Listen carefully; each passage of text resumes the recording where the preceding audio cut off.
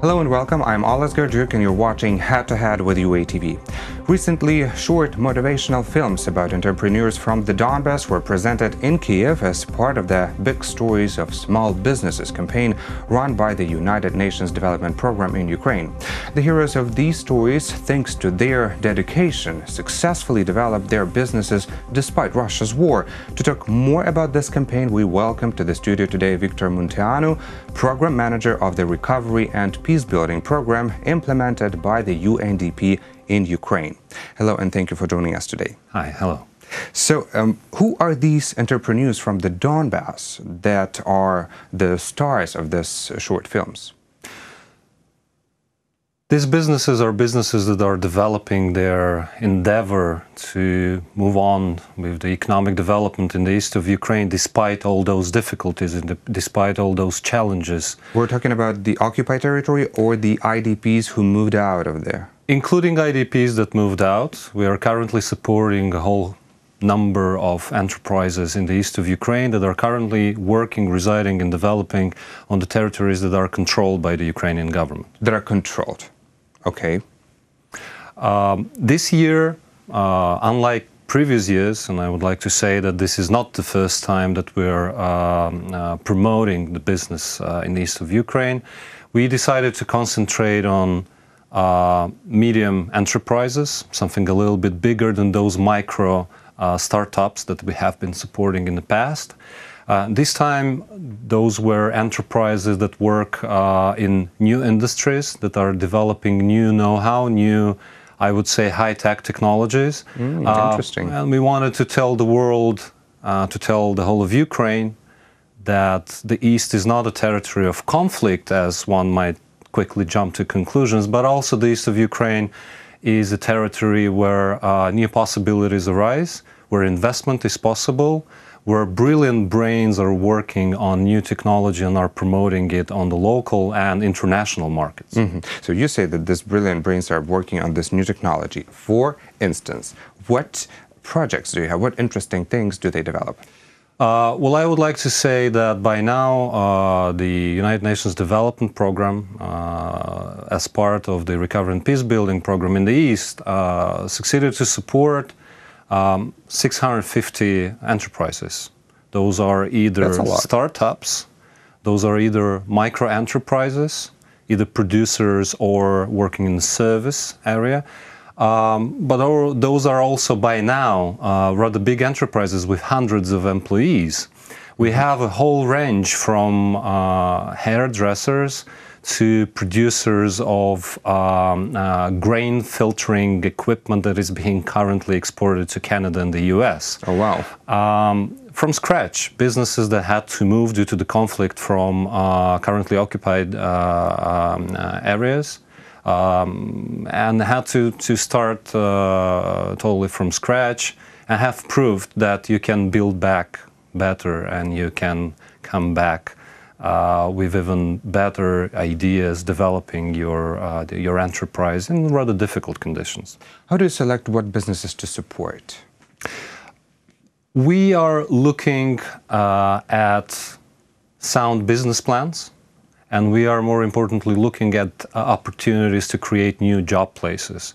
When I was saying that we have supported 650 enterprises, more importantly, we have created over 3,000 new workplaces in the East. Those are the jobs for people residing in Donetsk, Lugansk Oblast. Those are the jobs for those who decided to move to start their life anew. Somewhere else. Somewhere else. So those businesses, first of all, are a sound business plan. Those businesses are, first of all, are created and guided by entrepreneurs that have the energy and the vision. But that vision is, of course, has to be presented in a rather structured way. Hence, do they apply to participate? Absolutely. In this program? It's a rather tedious process, I must say. They have to work with us. We do train them. We do support them in developing their ideas because, of course, you might have a brilliant idea, but then fail because planning is important and planning. Yes. If you don't know how to implement it, yes, exactly. So planning a business process is important. We work with those ideas We support the future entrepreneurs in developing those ideas into business plans. And there is a whole contest where a number gets support in form of financial grants that are kickstarting their ideas into reality. So for example, with the last wave of applications, we had almost 1,000 applications for our grant program, supported financially by the government of Japan and the government of Poland. So these two countries are granting These money. two countries are financially supporting this endeavor.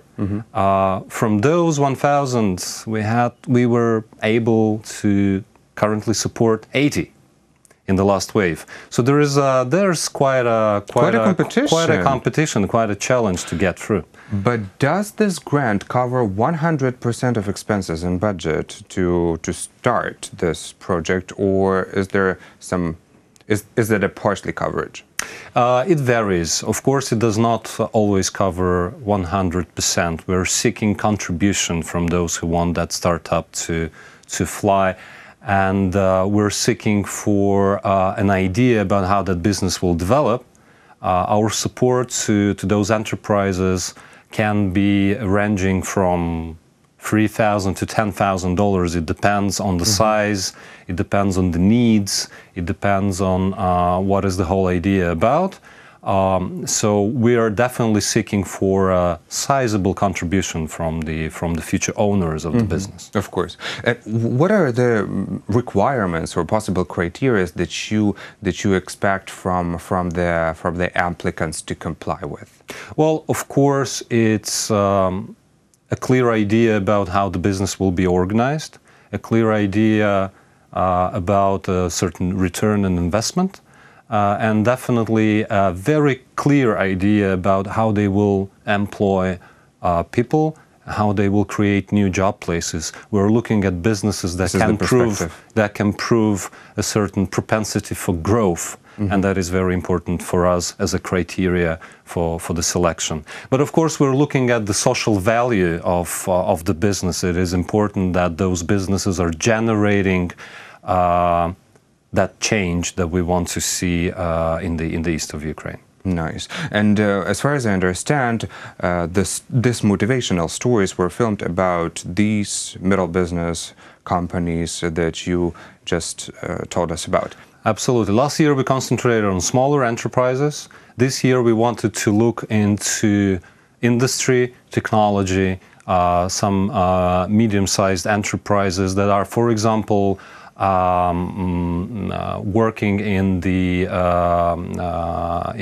industry of processing kaolin clay, in the business of oil and gas technology.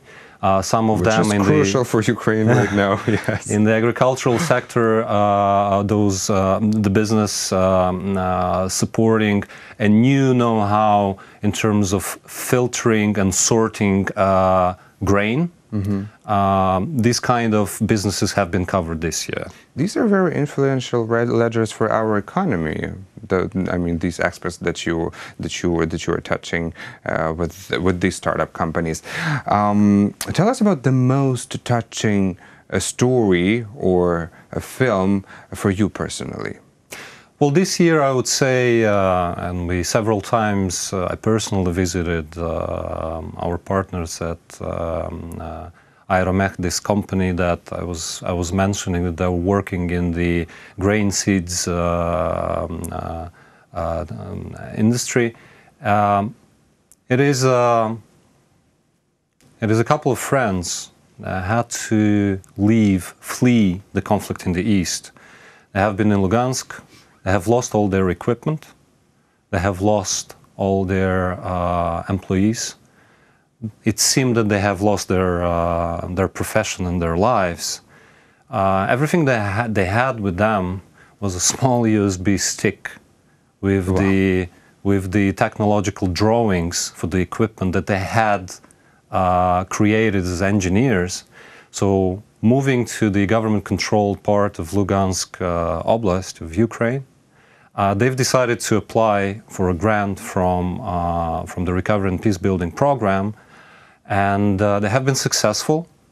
They have started from a small seed investment in a small warehouse where conditions were not really in place. So we've supported them in kickstarting this idea. Currently, they're growing dozens and dozens of new employees.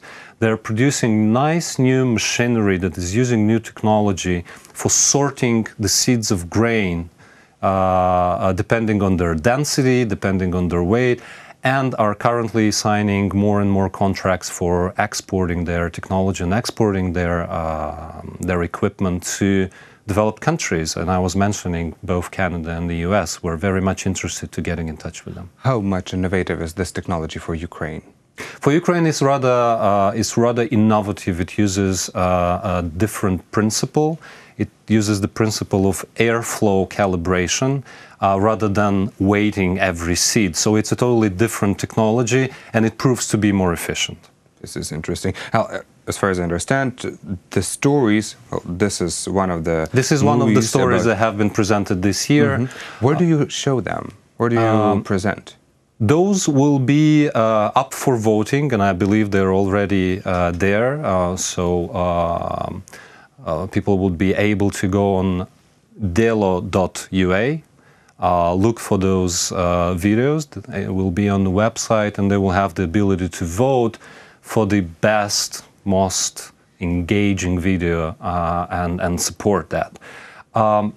It's also for us very important where we bring together the real economy, where we bring these enterprises, but we also bring together young, new directors, those who maybe will be working in the field of advertisement, or who knows, maybe there will be soon the new Francis Coppolas of the Ukrainian TV scene. It's for them a chance to produce something with our support. Yes. It's for them a chance for their name to be seen and heard for the first time. And to realize their art and their vision. So as far as I understand, you also support these young directors who basically shoot these short films about the participants of this peace-building program. Yes? As far as I know, there is the campaign called Big Stories of Small Businesses, and the movies are presented also during this campaign. Could you tell us about it? Well, last year we have produced even more videos, although through process of selection, trials and errors and voting, we do believe in democracy. By democratic vote, we've selected a number of videos, and we've tried to promote them as much as possible at every event, on the internet, on TV, and even on the intercity trains across Ukraine. Those TVs, those spots were right there, and everyone, the whole population, could have access them to see a new story, a new face of Donbas. And the last question: how do people that have their startup ideas, how do they get to know about this program? We do, of course, use traditional channels a lot. They were untraditional before, but very traditional now. We do use internet. We do use all the opportunities for business forums to make people hear about us. But what is more important, we do go into communities. We do work with the state employment services. We do work with the trade unions. We do work with associations of business. We try to reach those who are not sure whether they want to start a new business, whether they want to start a new page in their life. We are there to tell them that it is possible, and we are there to support them. Excellent. Well, thank you so much for this contribution into the development of Ukrainian businesses, and thank you also for being a guest in our studio today. Thanks a lot for the invitation. That was Victor Munteanu, Program Manager of the Recovery and Peacebuilding Program implemented by the UNDP in Ukraine. Thank you for watching Head to Head. I'm Oles Garduk. Goodbye.